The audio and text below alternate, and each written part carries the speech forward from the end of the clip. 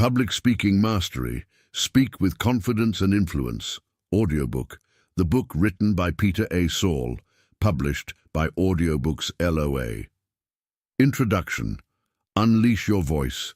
Unlock your influence. Hey there, future confident speaker.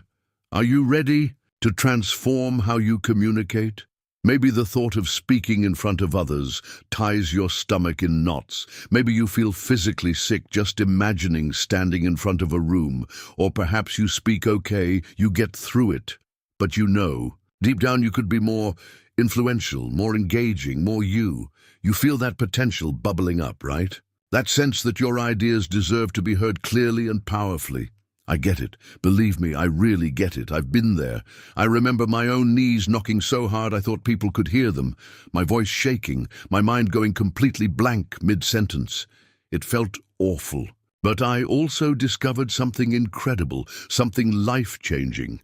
Public speaking isn't some mystical talent reserved for a chosen few, the naturally extroverted or the born performers. It's a skill, a practical, learnable skill. And like any skill, with the right guidance and practice, you can learn it, you can build it, and you can absolutely master it. My name is your narrator persona name, optional or just I'm, and I'm absolutely thrilled to be your guide on this journey. Think of me as your personal speaking coach, right here in your ears, cheering you on every step of the way. My mission isn't to turn you into some polished, perfect orator clone. Forget trying to imitate famous speakers or adopting a persona that feels fake. This is about finding your authentic voice, harnessing your unique strengths, and developing the rock-solid confidence to share your ideas powerfully, effectively, and genuinely. So, what can you expect over the next few hours together? We're going to dive deep, step by step. But we'll tackle that pesky speaker anxiety head-on, really understanding where it comes from, and more importantly, learning practical techniques to transform that nervous energy into usable fuel. Then, we'll lay a rock-solid foundation. By mastering preparation, we'll dig into knowing your audience inside and out, structuring your message for maximum impact, and crafting content that doesn't just inform, but truly connects. After that, we get super practical with delivery, unlocking the power of your voice, learning to use it like an instrument, and harnessing your body language to project confidence and command attention. Next, we'll focus on genuinely engaging your audience, handling those Q&A sessions like a seasoned pro, and even navigating those tricky, unexpected moments, tech glitches, tough questions, you name it. Finally, we'll talk about the secret sauce to lasting improvement, consistent practice, and developing a mindset of continuous growth. This isn't just about surviving presentations. It's about thriving when you speak. It's about stepping onto any stage, whether that's a boardroom, a conference hall, a team meeting, or even a family gathering, with a confidence that radiates. It's about influencing decisions, inspiring action, sharing your passions, and connecting authentically with others on a deeper level. Are you ready to unleash your voice and step into your power? Fantastic, let's begin. We noticed that 85% of you who listen to our video are not yet subscribed to the channel. Please help support the channel by hitting the subscribe button. And like the video, thanks for inspiring us to create more content for you. Now let's begin. Part 1. Laying the foundation. Mindset is everything. Chapter 1. Confronting the fear. Understanding speaker anxiety. Let me tell you about the time I completely froze. I was early in my career, giving a presentation to senior leadership. I'd prepared meticulously, or so I thought. But the moment I stood up, saw all those expectant faces, my mind went utterly blank. Just static. My notes blurred, my heart pounded in my ears, and I mumbled something incoherent before essentially fleeing the room. Mortifying doesn't even begin to cover it. I thought my career was over. Sound familiar? Maybe not that dramatic, but that rush of adrenaline, the sweaty palms, the racing thoughts, the churning stomach. It's incredibly common, seriously. Surveys consistently show that the fear of public speaking, glossophobia, often ranks higher than the fear of heights, spiders, even death. You are definitely not alone in feeling this way. But here's the crucial good news. It's understandable, it's physiological, and most importantly, it's manageable. So let's break down why we feel this way. Evolutionarily, being the center of attention, being stared at by a group could signal danger. Being singled out by the tribe, or worse, by predators. Our brains haven't fully caught up to the fact that a boardroom isn't a savanna. This triggers our fight or flight response. Adrenaline surges, blood rushes to our limbs, ready to run. Our breathing gets shallow, our digestion shuts down, hence the knots. It often stems from deep-seated fears. Fear of judgment. What will they think of me? Fear of failure. What if I mess up? Fear of looking foolish. I'll embarrass myself. The key takeaway here, the foundational shift we need to make is this. Nervous energy isn't the enemy. It's just energy. It's your body preparing you for something important. Our first, most vital step isn't trying to eliminate that energy. That's impossible and counterproductive. It's learning to reframe it, to channel it, to transform it from panic into presence and passion. It's okay if this feels overwhelming right now, especially if those feelings of fear are intense. For you, remember, awareness is the first step. We're taking this one concept, one technique, one breath at a time. You don't have to conquer it all today. Now that we understand what we're dealing with, that physical response and those underlying fears, let's talk about how to actively shift your mindset and build a foundation of confidence. Chapter 2. The Confidence Mindset, Shifting Your Internal Narrative. All right, let's talk confidence. Here's a truth bomb. Confidence isn't some magical trait you're either born with or you're not. It's a state of mind, and more importantly, it's something you build, like a muscle, and the construction site, it starts right between your ears, with the stories you tell yourself about yourself and your ability to speak. Think about it. When you anticipate speaking, what does your internal monologue sound like? Is it, I'm going to bomb? Everyone will think I'm stupid. I always mess this up. If so, you're programming yourself for anxiety. Cognitive restructuring is about consciously identifying those negative, unhelpful thoughts and actively replacing them with more realistic, positive, or at least neutral ones. We'll explore powerful techniques like positive self-talk, crafting affirmations that resonate with you. I am prepared. I have valuable insights to share. I can handle this.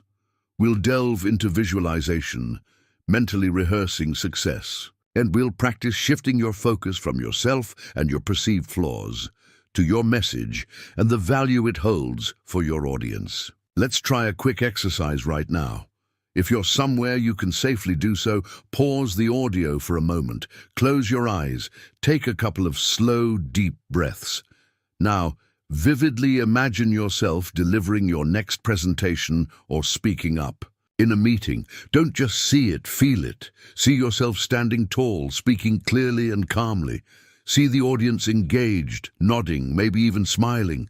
Feel the sense of accomplishment, the connection, the positive energy in the room. Really, immerse yourself in that successful outcome for about 30 seconds.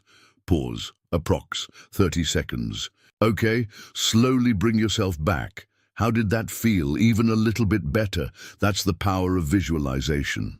Your action step from this chapter is simple but powerful. Start becoming an observer of your own thoughts about speaking. Just notice the negative self-talk without judgment. When you catch yourself thinking, I'm going to fail or I'm so nervous, consciously interrupt it. Replace it with a pre-prepared positive or neutral affirmation. Maybe it's, I am prepared and I know my material. Or, it's okay to feel nervous. I can use this energy. Or simply, I will do my best. Building this mental muscle takes consistent and practice, just like physical exercise. Don't get discouraged if negative thoughts pop up. They will. The goal is progress, not perfection. Every time you catch and reframe a negative thought, you're strengthening your confidence mindset. You absolutely have the power to change your internal narrative. You've got this. Okay, mindset is absolutely crucial. We've established that. But trying to project confidence while feeling like you're pretending to be someone else is exhausting and ineffective. So what about being authentically you? Let's dive into that next. Chapter 3. Finding your authentic voice. Speak as you. Enough trying to be someone else. Seriously, stop trying to imitate that super slick CEO you saw online, or that charismatic TED speaker, or your eloquent colleague. The most powerful, compelling, and truly influential speakers are the ones who are genuinely themselves. Your unique personality, your experiences, your quirks, your passions, your perspective, these are your greatest assets, not liabilities to be hidden. Let's bust the myth of the perfect speaker mold right now. There isn't one. What works for one person might feel completely unnatural and awkward for you. True charisma isn't about mastering slick presentation tricks or adopting a fake persona. It's about letting your genuine passion for your topic shine through. It's about connecting with your audience from a place of honesty. It's about having the courage to be seen and heard as you. Discover the surprising power of embracing your authentic style. When you allow yourself to be real, maybe even a little vulnerable, in appropriate ways, of course, you build trust and forge a much deeper connection with your audience. People resonate with authenticity, sharing a brief, relevant, personal story about a struggle or a learning moment, admitting you don't have all the answers, even acknowledging your nerves briefly if it feels right. These acts of humanness can be incredibly powerful in making you relatable and your message more impactful. Think about speakers you genuinely admire, not just the famous ones, maybe a teacher, a colleague, a friend. What makes them compelling? Is it their flawless delivery and perfect polish? Or is it something more genuine? Is it their passion, their conviction, their unique way of explaining things, the sense that you're hearing from a real person? Here's your action step. Identify one aspect of your personality or style that you typically try to suppress or hide when you speak publicly. Maybe you're naturally quite humorous, but try to be overly serious. Maybe you're very expressive with your hands, but force them to stay still. Maybe you have a particular way of phrasing things that feels unique to you. How could you consciously allow just a little more of that real you to show up next time you speak, even in a small way? Embracing your authenticity is not only powerful, it's liberating.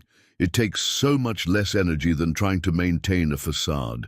Now that we've started fortifying our mindset and given ourselves permission to be ourselves, let's get into the essential groundwork that supports both confidence and authenticity. Solid preparation. Part 2. Crafting your message. Preparation is power. Chapter 4. Know your audience. Know your goal. Okay, let's get down to brass tacks. Before you even think about writing a single word of your presentation, crafting that killer opening, or choosing your slides, you absolutely must answer 2 critical questions. Get these wrong, and even the most eloquent delivery will fall flat. Question 1. Who, specifically, are you talking to? Question 2. What specifically do you want them to do, think, or feel after they've heard you? Knowing your audience isn't just a nice to have, it's fundamental. We need to move beyond vague notions and get practical. What's their existing knowledge level on your topic? Are they experts, beginners, or somewhere in between? What are their interests, their pain points, their motivations? What are their potential biases or preconceived notions about you or your subject? What are their expectations for this talk? Why guess when you can find out? We'll cover practical ways to research your audience, asking the organizer, looking at attendee lists, considering their roles and backgrounds, maybe even sending out a pre-event survey if appropriate. Equally critical is defining your objective with crystal clarity. Why are you giving this talk? What is the single most important outcome you want to achieve? Is your primary goal to inform them, sharing knowledge, explaining a process? To persuade them, changing their mind, convincing them to take action? To entertain them, lifting spirits, sharing enjoyment? Or to inspire them, motivating them toward a vision or higher purpose? Often it's a blend, but having one clear, primary goal will shape every single decision you make about content, structure, and delivery. Imagine you have to give a presentation on the latest advances in sustainable energy. Now imagine giving the exact same talk, word for word, first to a room full of leading climate scientists and then to a group of high school students with no prior knowledge. It wouldn't work, right? The language, the depth, the examples, the call to action, everything needs to be tailored. Understanding your audience and goal is the bedrock of effective communication. For the very next speaking opportunity you have, even if it's just a brief update in a team meeting, grab a piece of paper or open a doc. Jot down 3 key characteristics or insights about your specific audience. Then write one clear, concise sentence that starts with, "By the end of this talk, I want my audience to..." Fill in the blank with your primary goal. Excellent. With your audience clearly in mind and your primary goal defined, it's time to build the framework that will carry your message effectively. Let's talk structure. Chapter 5. Structuring for Impact. The Essential Blueprint. Think about the last time you listened to a presentation that felt scattered, rambling, or hard to follow. Frustrating, wasn't it? A disorganized talk isn't just confusing for your audience. It undermines your credibility and dilutes your message. A clear, logical structure, on the other hand, acts like a roadmap. It guides your listeners effortlessly from your starting point to your destination, making your ideas easy to understand, remember, and act upon. While there are many variations, the classic foolproof structure that works for almost any type of presentation is beautifully simple. It consists of 3 essential parts. The powerful opening. This is where you grab their attention immediately. Your hook. Introduce your topic, establish your credibility briefly, and tell them what to expect. Your roadmap. The organized body. This is the main substance of your talk, where you present your key points or arguments. The magic number here is usually 3 to 5 main points. Too few might seem underdeveloped. Too many become impossible to remember. Arrange these points logically, perhaps chronologically, by theme, problem, solution, or cause, effect. Support each point with evidence, examples, or stories. The memorable closing. This is your final chance to make an impact. You'll summarize your key takeaways, potentially issue a clear call to action, linking back to your goal, and end on a strong, positive, and memorable note. Now, within this structure, especially for an audio medium like this audiobook, where listeners can't see your slides or outline, verbal signposts are absolutely crucial. These are short phrases you use to signal where you are in the presentation and where you're going next. Think phrases like, "So the first key point I want to cover is, now that we've looked at X, let's move on to Y." Another important aspect is, to illustrate this, let me share a quick story. So, to recap the main points. In conclusion, the key thing I want you to take away is, these markers keep your audience oriented and make your information much easier to digest. Think of your structure like the skeleton of your presentation.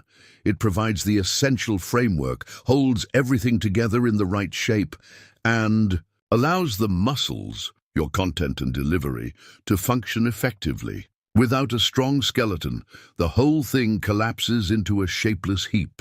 Your action step. Take that speaking topic you identified in the last chapter, the one you set a goal for.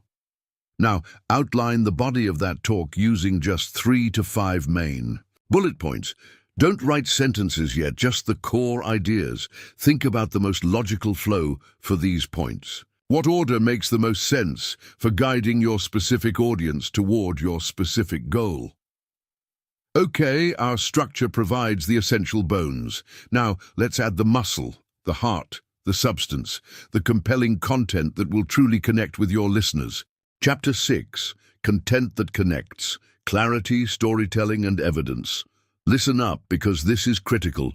Great delivery, confident posture, and a killer smile can't save weak, confusing, or boring content. Your message itself needs substance. It needs clarity. And ideally, it needs a touch of that human magic to truly resonate and stick with your audience long after you've finished speaking. In a world drowning in information, clarity is king.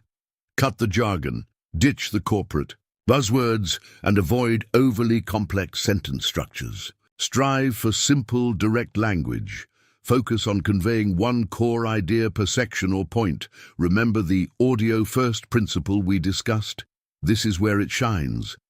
Clear, concise sentences are much easier for listeners to process and understand than long, convoluted ones packed with multiple clauses. Ask yourself, could I explain this concept clearly to someone outside my field? If not, simplify. Humans are wired for stories. Facts and figures inform, but stories connect. They evoke emotion, make abstract concepts tangible, and are far more memorable than dry data points. Learn how to weave in brief, relevant anecdotes, case studies, or examples to illustrate your points. For instance, instead of just saying, "Our new process improved efficiency," you could say, "Let me tell you about Sarah on the production line. Before we implemented this change, she spent nearly an hour each day wrestling with outdated software.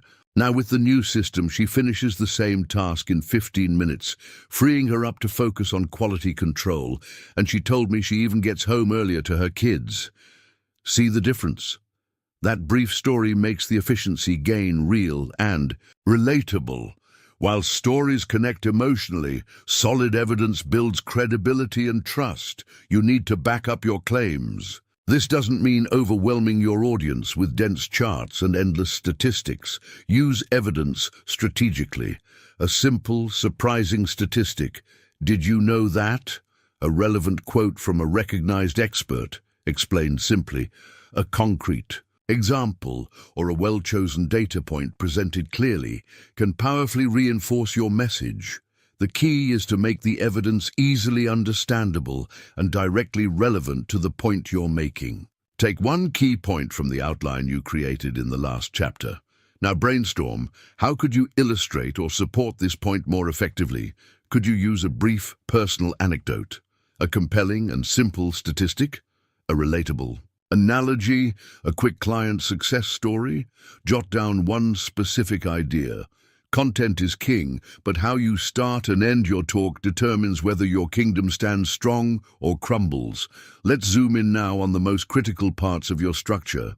Crafting those killer openings and memorable closings. Chapter 7. Crafting killer openings. Hooking your audience immediately. You have seconds.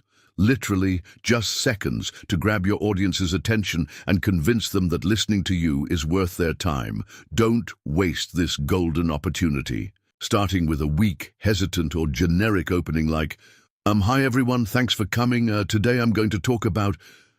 instantly kills momentum and signals a lack of confidence. Your opening needs to be intentional, engaging, and immediately relevant. So how do you hook them effectively? There are several proven techniques. Let's explore a few. Ask a provocative question. Engage their minds immediately. Something rhetorical. "Have you ever wondered why?" Or direct, "How many of you have ever felt?" Share a startling statistic or fact. Surprise them with data relevant to your topic. Did you know that 80% of New Year's resolutions fail by February? Today, we'll explore why and how to beat those odds. Tell a brief, compelling story or anecdote. Draw them in emotionally from the start, like the story I shared about freezing up You do see, make sure it clearly relates to your main theme. Use a powerful, relevant quote, borrow credibility and impact. Albert Einstein once said, "The definition of insanity is doing the same thing over and over again and expecting different results." Today, we're talking about breaking old patterns in make a bold or intriguing statement, pique their curiosity. What if I told you that everything you thought you knew about productivity is wrong? Notice how each of those immediately pulls you in. A question makes you think. A statistic makes you curious. A story makes you lean in. A quote adds weight. A bold statement creates intrigue. The key is choosing a hook that fits your topic, your audience, and your authentic style. Okay, time for another quick action. Pause the audio for a minute. Think about that presentation topic you've been working with. Draft 2 different opening hooks using 2 of the techniques we just discussed. Write them down or say them out loud. Pause, approx 1 minute. Now review them. Which one feels stronger? Which one would grab your attention more effectively? Your opening sets the tone, establishes your credibility, or lack thereof, and creates the initial expectation for the rest of your talk. Invest in time in crafting it. Make it count. You've successfully hooked them with a powerful opening. Brilliant. Now, how do you ensure you leave them with a lasting impression and maybe even inspire them to act? Let's talk about crafting memorable closings. Chapter 8. Memorable Closings. Leaving a lasting impression. How you end your presentation is just as crucial, if not more crucial, than how you begin. Your closing is your final opportunity to reinforce your core message, ensure your key points stick, and potentially inspire your audience to take the next step. Don't let your talk just fizzle out or trail off awkwardly. Plan your landing. Avoid the dreaded weak ending. Instead, consider these effective closing strategies. Summarize key takeaways. Briefly reiterate the 2 to 3 most important points you want your audience to remember. Keep it concise. So, today we covered A, B, and C. The key thing to remember is issue, a clear call to action, CTA.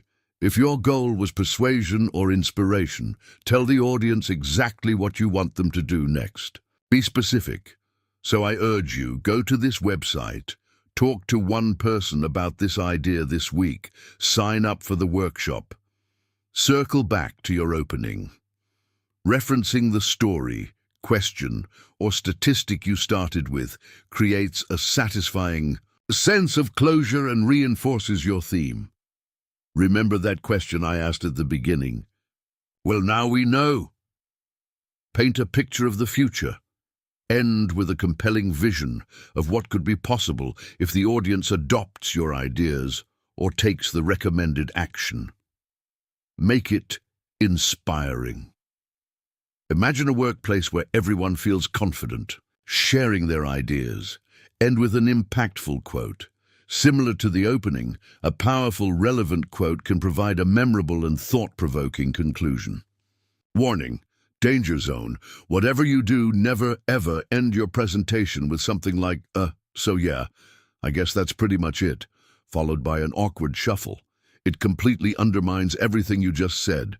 Plan your final words carefully. Know exactly how you want to conclude and deliver it with conviction.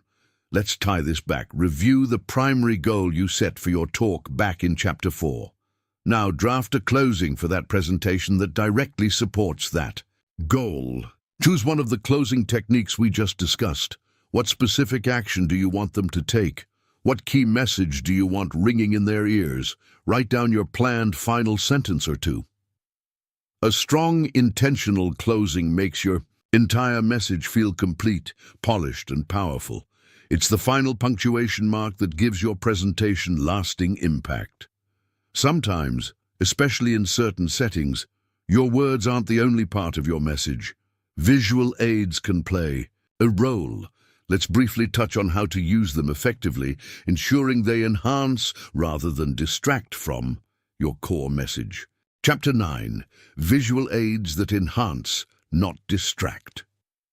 All right, Let's talk about slides.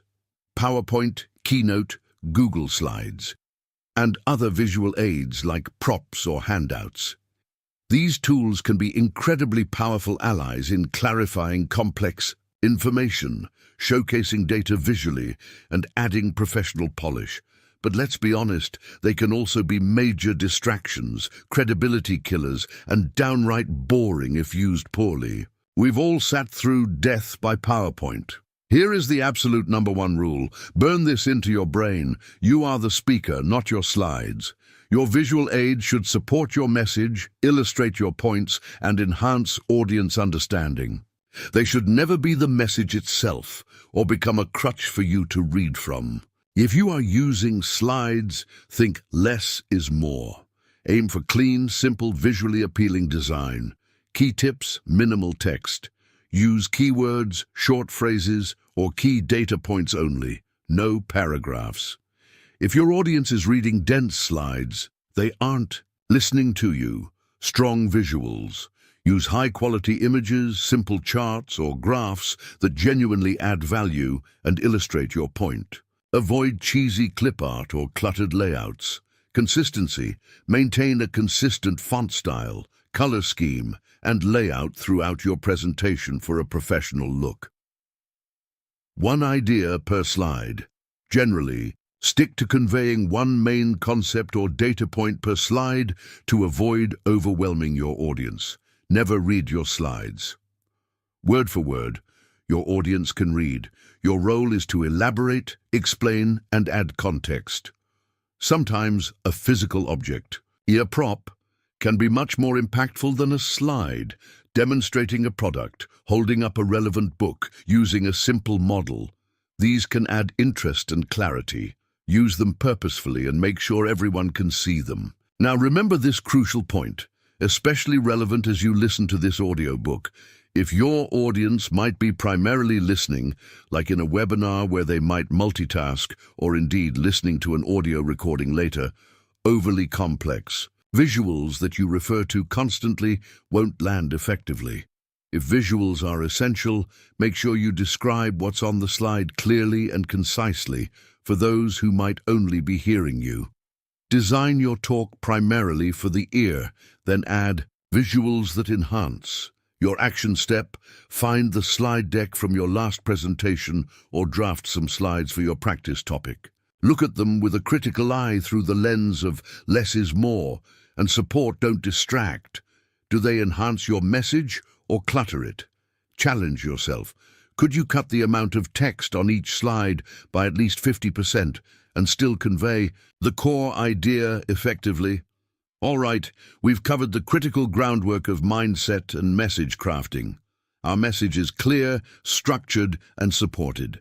Now, it's time to bring it all to life through powerful, confident delivery. Part 3, Mastering Delivery, Bringing Your Message to Life. Chapter 10, Your Voice as an Instrument, Breathing and Foundational Power. Your voice. It's arguably your most powerful tool as a speaker. It carries your words, conveys your emotion, and connects you to your audience. But just like any fine instrument, it needs to be understood, cared for, and controlled to produce its best sound. And the absolute foundation of vocal power, control, and even managing nerves, it all starts with your breath. Most of us, especially when stressed, tend to take shallow breaths high up in our chest. This limits our air supply, makes our voice sound thin or shaky, and actually increases feelings of anxiety. The secret weapon of confident speakers, singers, and actors is diaphragmatic breathing, also known as belly breathing. This means using your diaphragm, the large muscle at the base of your lungs, to draw air deep into your lungs, allowing your belly to expand outwards. Let's try this right now. Get comfortable, whether you're sitting or standing. Place one hand gently on your upper chest and the other hand gently on your belly just below your rib cage. Now breathe in slowly and deeply through your nose. As you inhale, focus on feeling your belly expand outwards, pushing your hand away. Try to keep the hand on your chest relatively still. Good. Now, exhale slowly and completely through your mouth.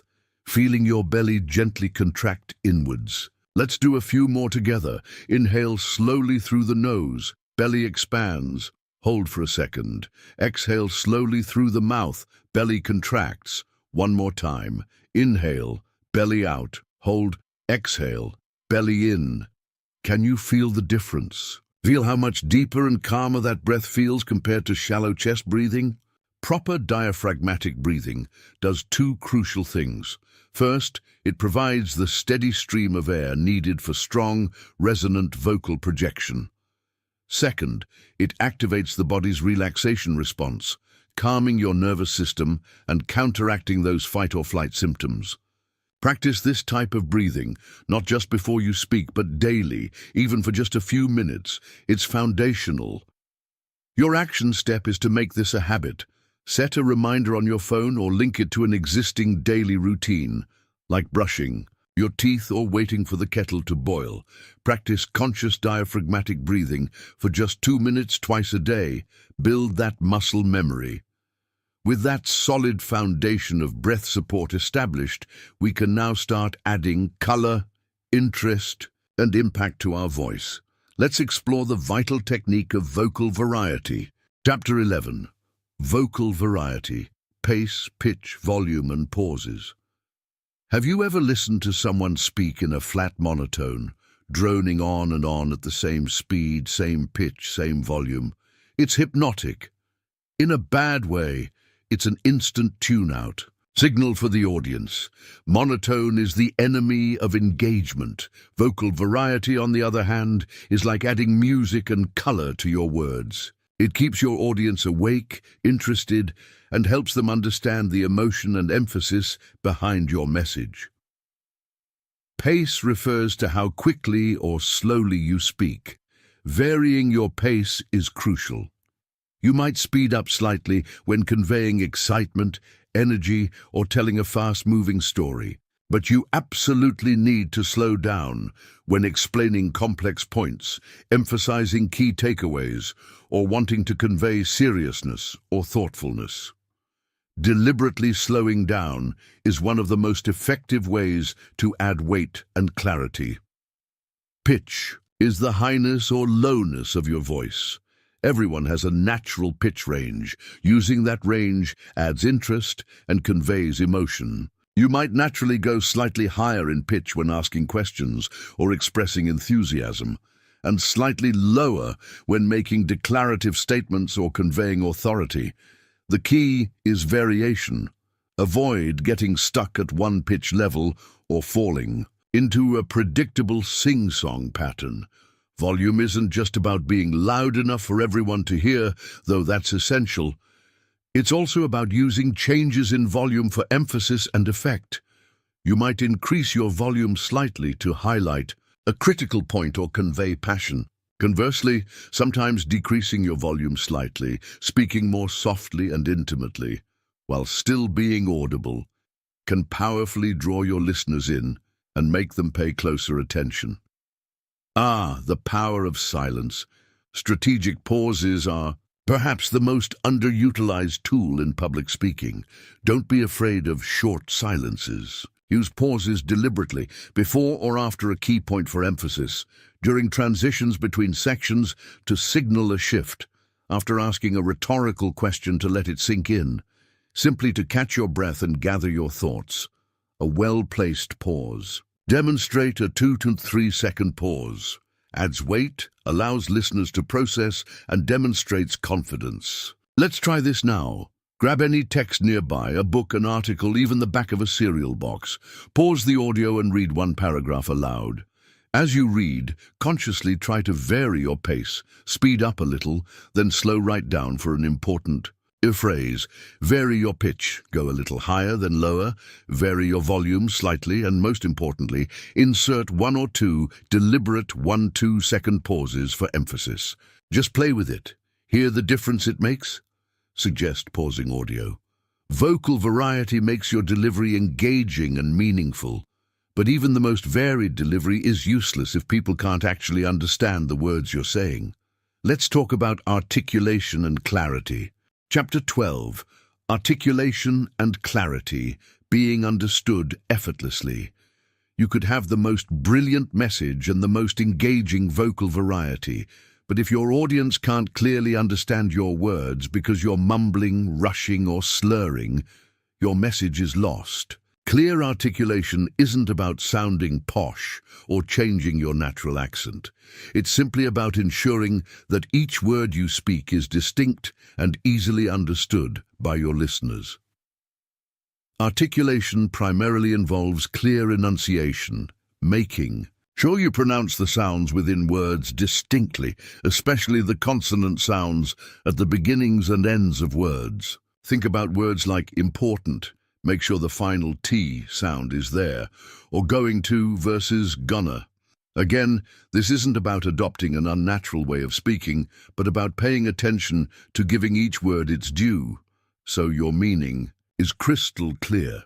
Just like athletes warm up their bodies, speakers can benefit from warming up their vocal apparatus, their lips, tongue, and jaw. Simple exercises can make a difference. Try gently stretching your jaw, buzzing your lips together like a horse, or practicing a few simple tongue twisters. For example, try saying this clearly and slowly, then gradually faster. Red lorry, yellow. A lorry. Repeat it 5 times. Silly? Maybe. Effective? Absolutely. It helps wake up those articulation muscles. One of the biggest culprits of poor articulation, especially when we're nervous, is speaking too quickly. The words just tumble out in a rush. Making a conscious effort to slow your overall pace slightly can dramatically improve your clarity. It gives you time to form each word properly and gives your audience time to process what you're saying. Remember that vocal variety includes slowing down for emphasis. This also boosts clarity. Let me emphasize this again for our audio-first context. When people are only listening, clarity is absolutely paramount. They can't read your lips or guess from context as easily as they might in person. Every word needs to land clearly in their ears for your message to be effective. This might feel a little uncomfortable, but it's incredibly valuable. Your action step: record yourself speaking for just 1 or 2 minutes. You can read something aloud or talk about your day. Then, listen back specifically for articulation and clarity. Are your word endings crisp? Are you mumbling certain phrases? Are there words you tend to rush over? This self-awareness is the first step to improvement. We've tuned our vocal instrument for power, variety, and clarity. Fantastic! Now let's consider the other crucial channel of communication, the physical dimension, your body language. Chapter 13. Command the stage, posture and purposeful movement. Long before you utter your first word, your body is already communicating. Your posture, how you stand, how you move or don't move, it all sends powerful signals to your audience about your confidence, your credibility, and your engagement. Learning to command the stage physically projects authority and presence, making your verbal message even more impactful. Let's start with your foundation, your stance.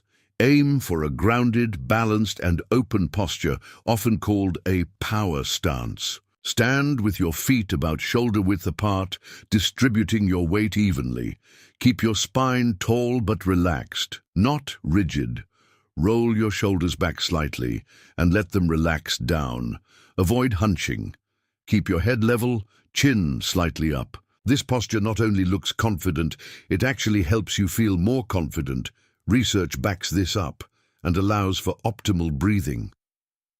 Avoid nervous habits like shifting your weight constantly, swaying back and forth, leaning heavily on a podium, or locking your knees. Movement can add energy and dynamism to your presentation, but it needs to be purposeful, not just restless pacing. Aimless wandering back and forth can be distracting. Instead, move with intention. For example, take a step or two forward when emphasizing a key point or sharing something more personal. Move to a different spot on the stage during a transition between major sections of your talk. If interacting with different parts of the audience, move towards that section briefly. The idea is to own your space confidently and use movement strategically to enhance your connection and emphasis. The goal is congruence, ensuring your body language aligns with and reinforces your verbal message. If you're talking about confidence but are slumped over with your arms crossed, the audience receives conflicting signals and they'll usually believe the non-verbal cues. Standing tall, open, and grounded reinforces the confidence and conviction in your words. Let's try a quick visualization, or, if you can, stand in front of a mirror or reflective surface right now. Pause the audio. First, adopt that power stance. Feet shoulder width, spine tall, shoulders relaxed back, head level. Feel grounded. Now try delivering just one line from your presentation, maybe your opening hook, while holding this stance. Then try delivering the same line while slouching, looking down, or shifting nervously. See and feel the difference in impact and internal feeling. Suggest pausing audio. Posture provides the strong, confident foundation. Now let's add expression and emphasis through the effective use of gestures. Chapter 14. Gestures that speak volumes. What do you do with your hands when you speak? Let them hang limply, wring them nervously, stuff them in your pockets? Your hands are incredibly powerful communication tools. Used effectively, natural, purposeful gestures can amplify your message, convey energy and enthusiasm, illustrate your points, and make you appear more dynamic and engaging. The key word here is natural. Your gestures should feel authentic to you and arise organically from what you're saying. Don't try to choreograph every hand movement. That looks robotic. Aim for gestures that enhance and underscore your words. Crucially, become aware of and try to minimize distracting fidgeting, playing with a pen, constantly touching your hair or face, jingling change in your pocket. These nervous habits draw attention away from your message. Generally, aim for open and inviting gestures. Using open palms, facing upwards or outwards, often conveys openness, honesty, and inclusiveness. Keep your gestures generally within the gesture box, the space between your shoulders and your waist. Gestures that are too small and close to the body can look timid, while overly large, wild gestures can be distracting. Use your hands to help illustrate your points visually. You might use them to indicate size or shape. It was about this. Big. Show direction or movement. Profits went up significantly. Emphasize distinct points, listing points on your fingers. First, second, third. Compare or contrast on the one hand, but on the other hand, let your hands help paint the picture for your audience. Beware of two common gesture traps. The first is T-Rex arms, keeping your elbows glued to your sides, resulting in small, ineffective hand movements. Let your arms move freely from the shoulder.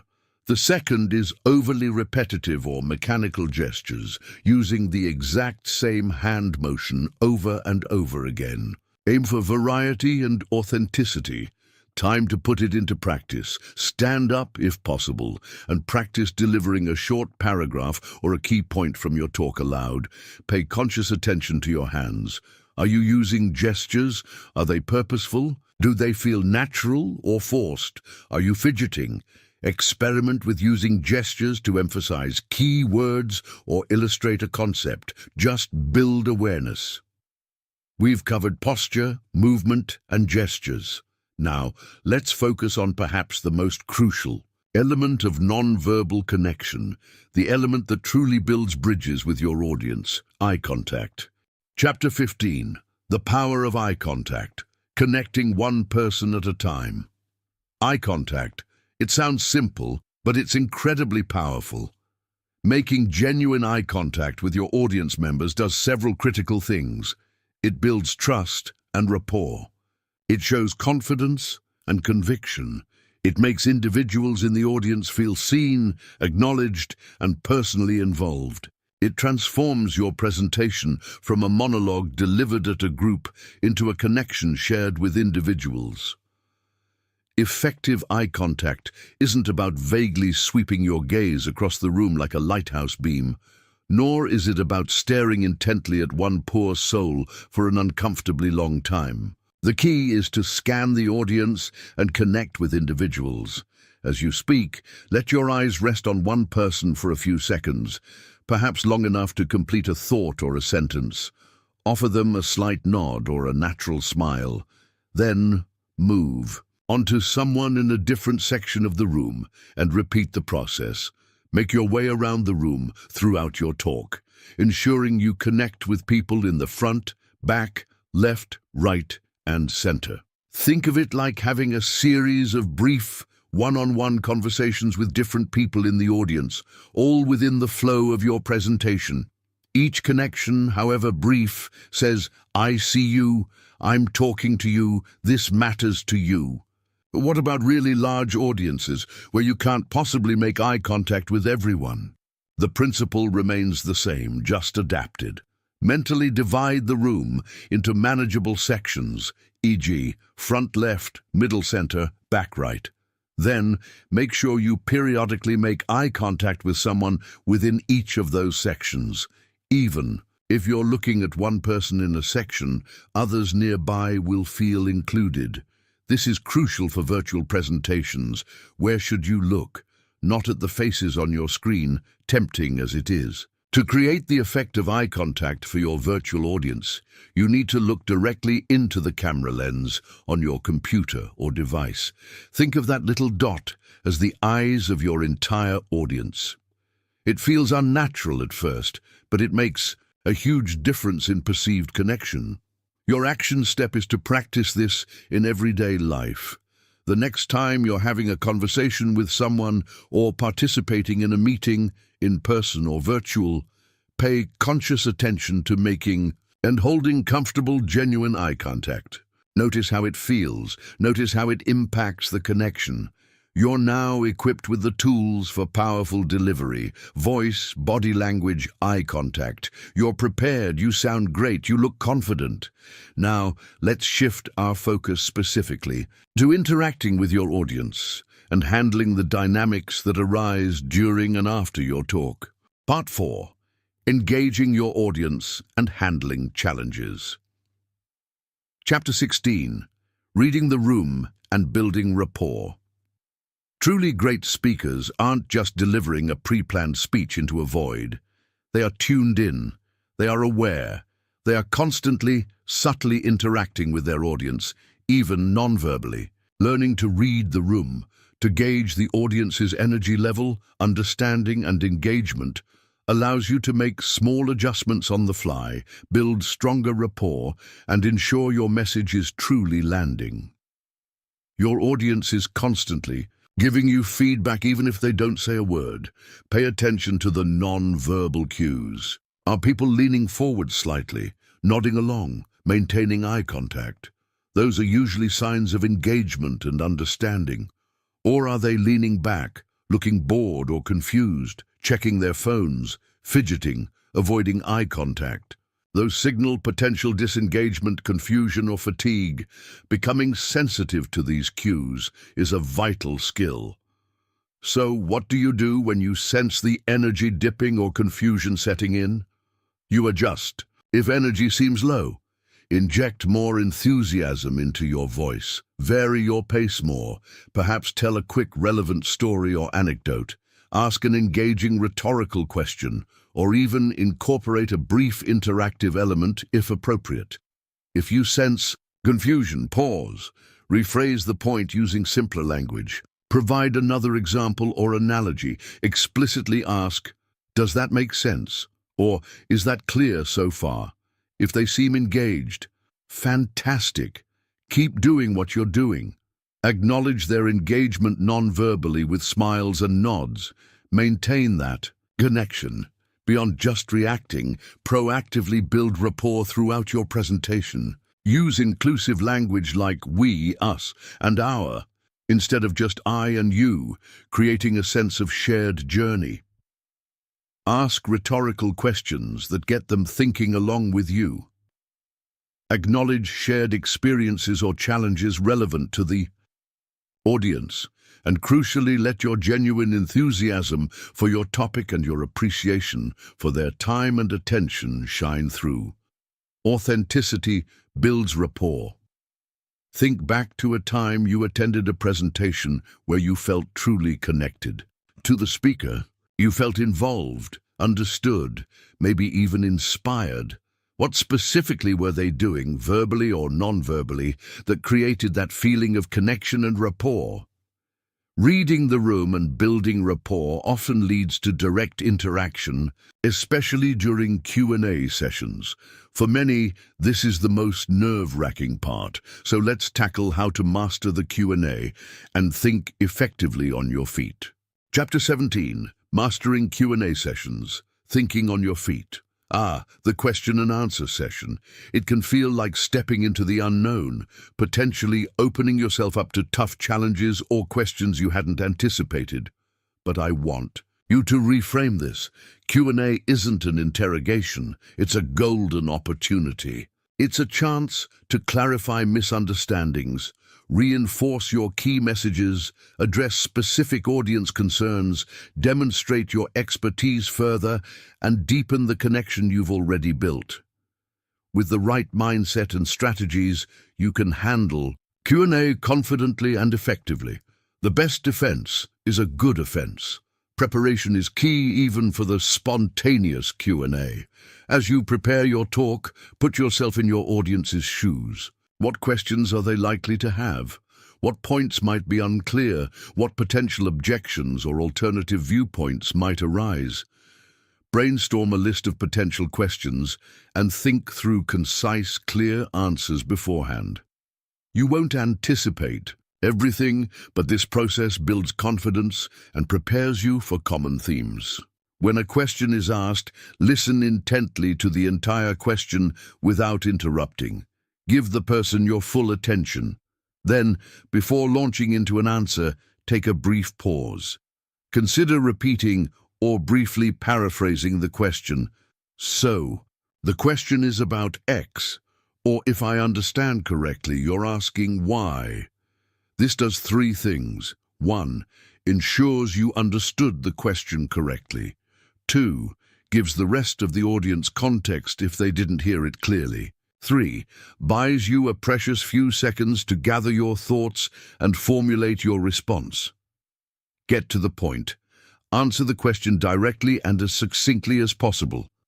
Avoid rambling, going off on tangents, or turning your answer into another lengthy speech. Once you've answered the core question, stop talking. You can always offer to elaborate further if needed, but concise initial answers are generally best.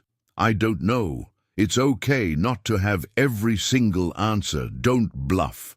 It's far better to say confidently, "That's an excellent question," and "I don't have the specific data or answer right now, but I'd be happy to look into it and follow up with you." Then, make sure you actually do follow up. Hostile or critical questions. Stay calm.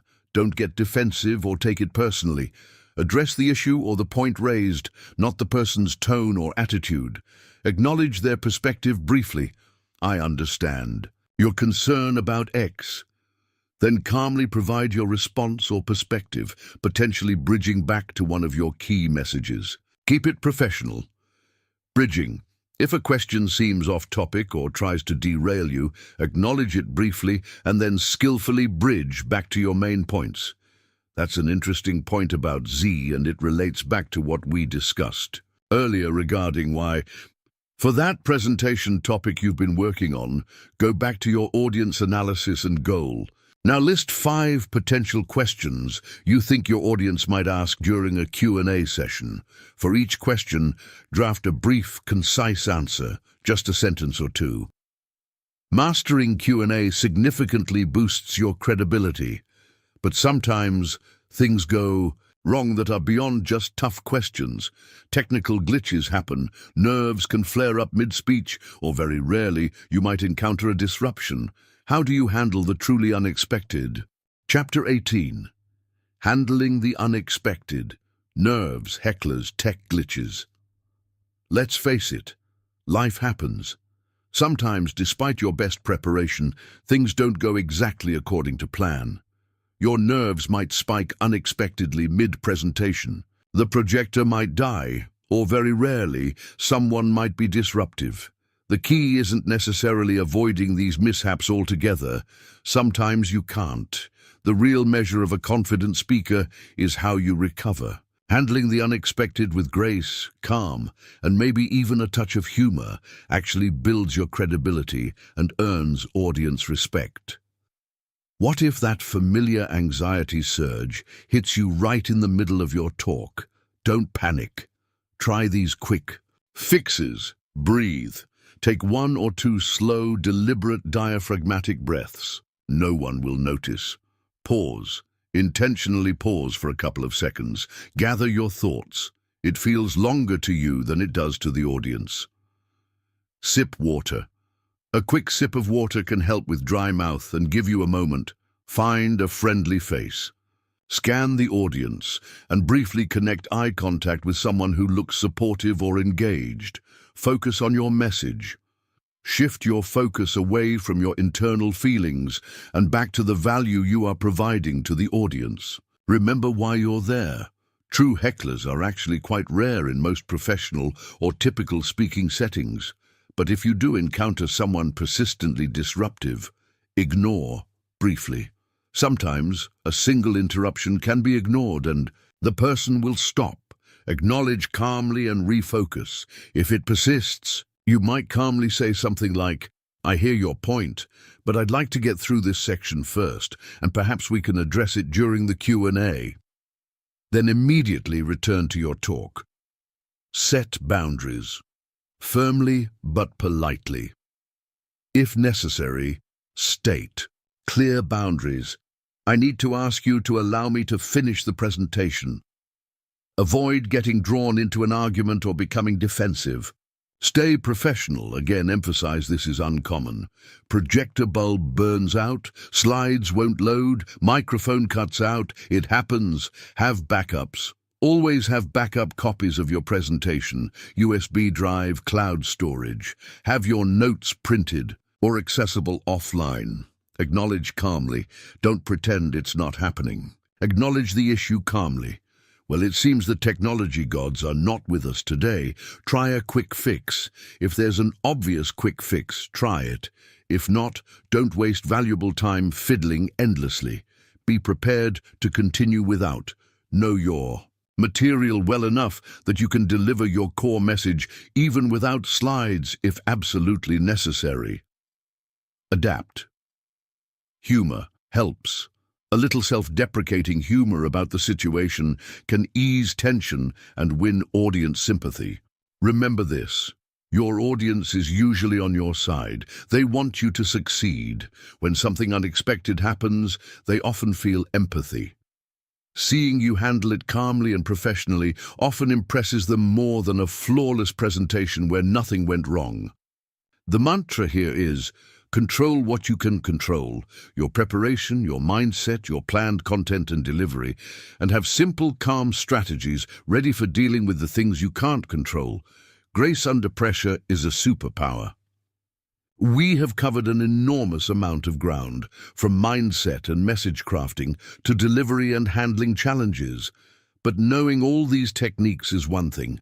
Truly mastering public speaking comes from putting it all into consistent practice. Part 5. Continuous Growth.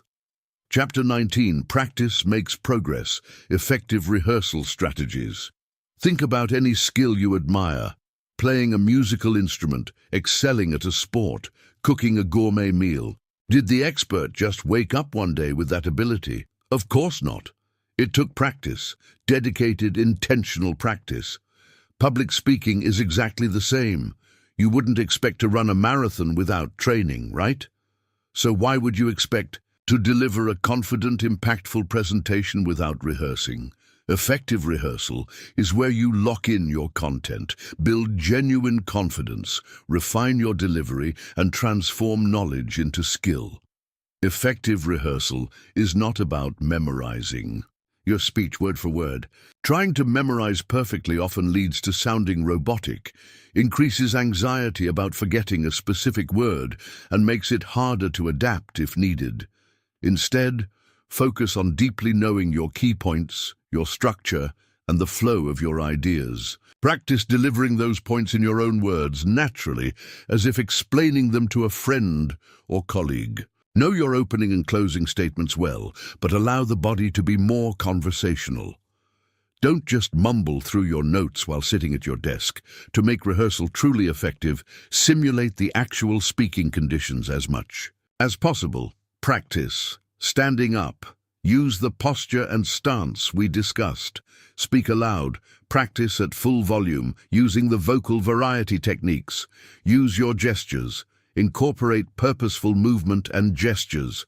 Time yourself. Ensure your talk fits within the allotted time. Adjust content if needed. Rehearse with visuals, if any. Practice advancing slides or using props smoothly. Simulate the environment. If possible, rehearse in the actual room where you'll be speaking, or at least a similar type of space. I know, nobody likes watching or listening to themselves. It can feel incredibly awkward, but recording yourself, even just an audio recording on your phone, or better yet, a video recording, is one of the single most powerful tools for improvement. It allows you to objectively see and hear what your audience will experience.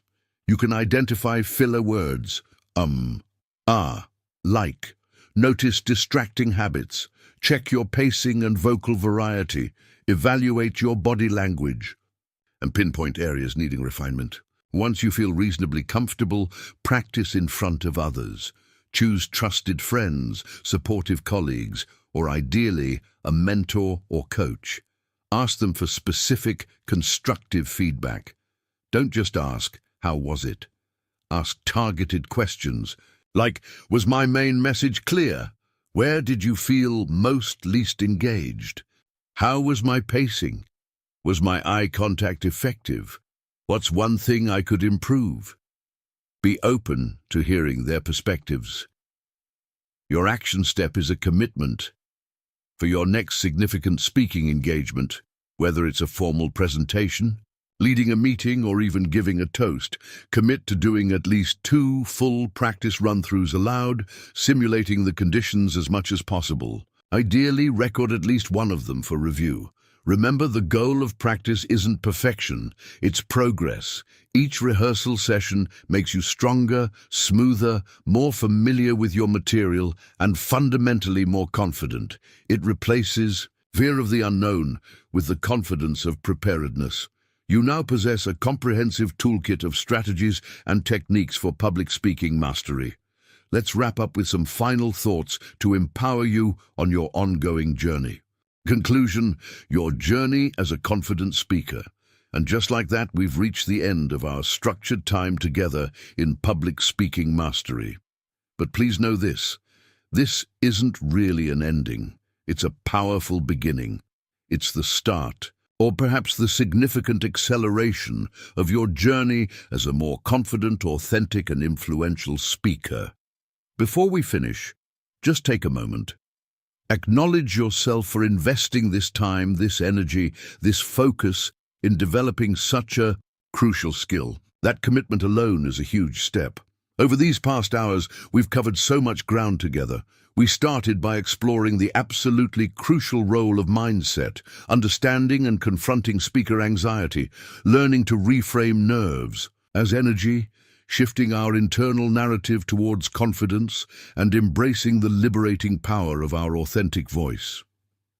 Then, we dove deep into preparation, recognizing it as the bedrock of confidence. We learned how to truly know our audience and define our goal, how to structure our message for maximum impact and clarity using a solid blueprint, how to craft compelling content that connects through clarity, storytelling, and evidence, and how to design powerful openings and memorable closings. Next, we unlocked the secrets of delivery, learning to use our voice as an instrument through proper breathing, vocal variety, and clear articulation. We learn to command the stage physically through confident posture, purposeful movement, natural gestures, and the profound connection forged through genuine eye contact. We also tackled the dynamics of engaging our audience, reading the room, building rapport, mastering Q&A sessions with strategic preparation, and handling those unexpected challenges with grace and calm. And finally, we underscored the non-negotiable importance of continuous growth through effective practice and rehearsal. If there's one core message I hope resonates deeply, it's this. The goal isn't to become some flawless robotic speaking machine. The goal is connection.